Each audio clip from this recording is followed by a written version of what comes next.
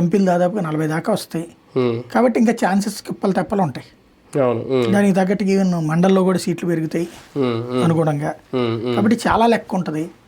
అవన్నింటినీ ఇక నిదానంగా చూసుకోవడం మీదనే డిపెండ్ అయ్యి ఉంటుంది.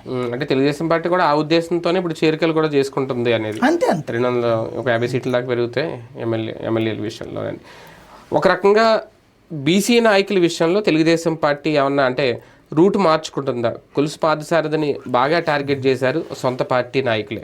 అక్కడ జోగి రమేష్ తప్పు చూడాలా, లేదంటే పార్థసారథి అక్కడికి అటెండ్ అవ్వడమే తప్పుగా భావించాలా? అసలు ఎందుకు ఆ రచ్చ, అనవసర రచ్చ అనుకోవాలా?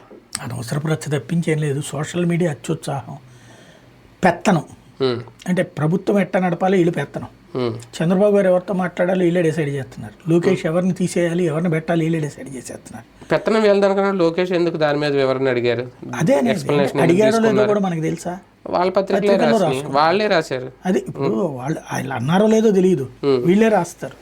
ఇప్పుడు అదేది ఇప్పటంలో ఏం జరిగింది అనేది వీళ్ళే రాశారు. కానీ పార్థసారథి మీడియా ముందుకు వచ్చి చెప్పడం అయితే అది కరెక్టే కదా, ప్రెషర్ కదా, క్షమాపణలు చెప్పడం. సోషల్ మీడియాలో ప్రెషర్ చేస్తున్నారు వాళ్ళు. అందుకోసం నిజంగా అయితే ఏమన్నా షోకాజ్ నోటీస్ ఇచ్చారా? అది కరెక్ట్ అయితే నోటీస్ ఇవ్వలేదు కానీ పిలిపించారా? లేదే, జరిగిందని చెప్తారు కదా. అట్లాగే ఉంటుంది. రెండో పాయింట్ ఏంటంటే అక్కడ బేసిక్గా అతను తప్పు చేశాడని